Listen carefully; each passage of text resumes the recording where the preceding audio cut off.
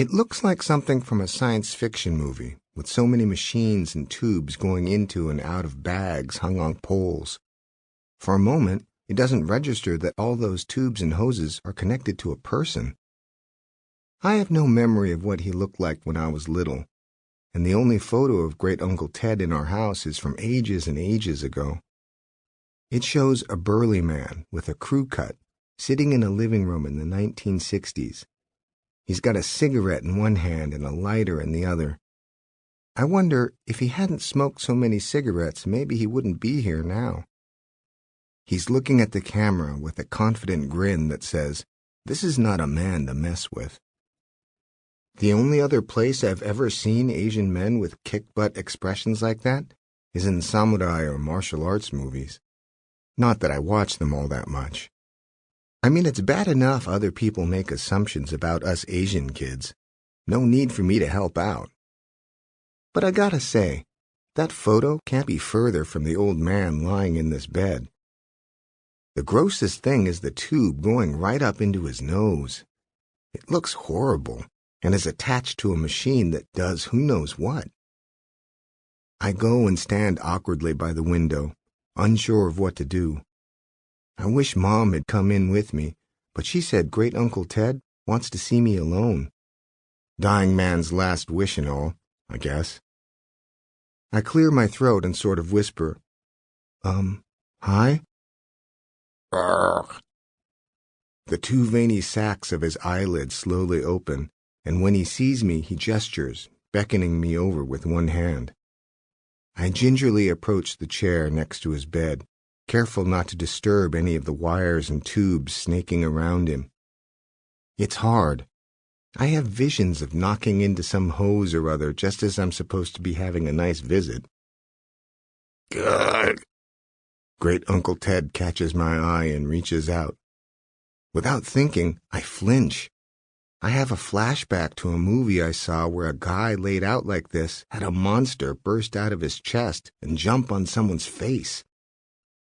I'm not saying I expect that to happen here, but hey, it does go through my mind. Great Uncle Ted's eyes change. He points impatiently to something on the table. A pad and paper. There is spidery writing on it. You want me to give you the pad? I ask. Now there's a flash of fire in Great Uncle Ted's eyes. I know when someone's ticked off. The message is clearly, "Yes, you idiot, give me the pad." I hand the pad to my great uncle, who winces in pain as he presses a button on the side of his bed that raises him to a seated position. Slowly, he writes something and then hands me the pad. Hurts too much to talk. You Amanda's boy, Ted? I start to write an answer on the pad. The next thing I know, Great Uncle Ted yanks the pad out of my hands. The old dude is surprisingly strong.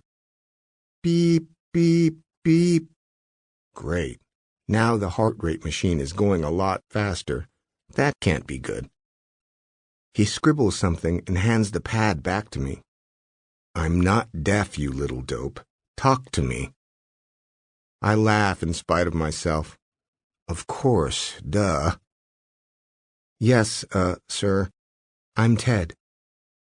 I feel a little weird introducing myself since he knows who I am, but since I don't remember him, it feels like the right thing to do. And I'm pretty sure he seems like a sir. The old man writes some more. He's writing with more energy now. You got big. Do you still like playing games?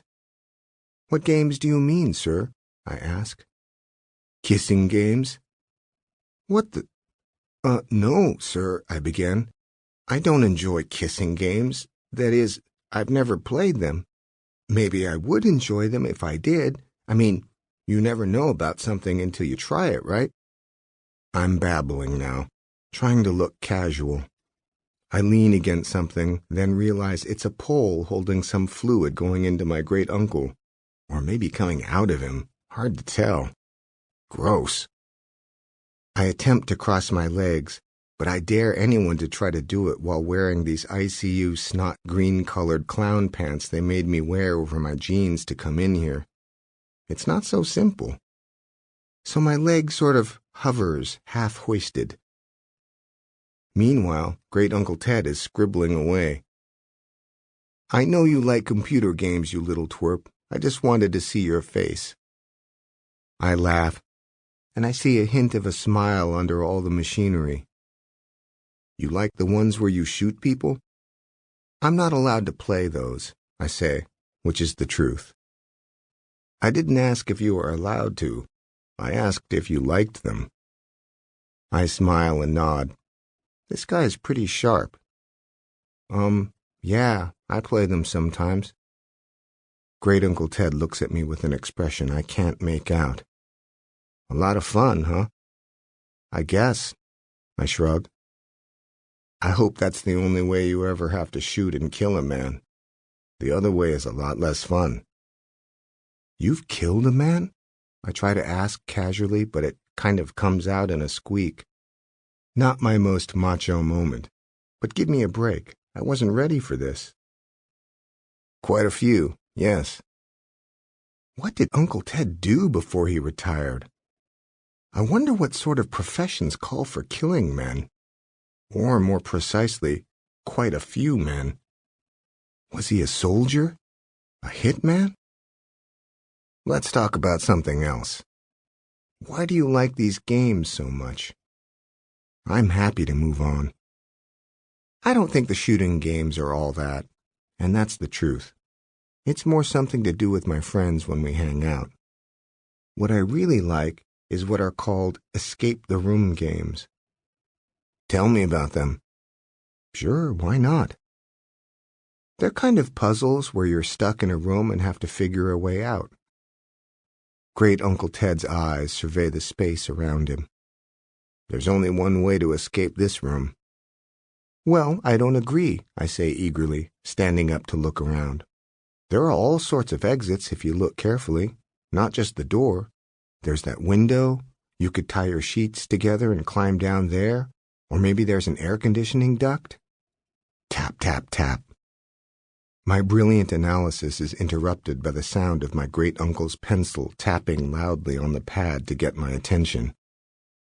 I was actually referring to dying, Ted. Try to keep up. I sit down, deflated. I guess I didn't think of that, I say honestly, because you seem so alive. Great Uncle Ted does his best to roll his eyes.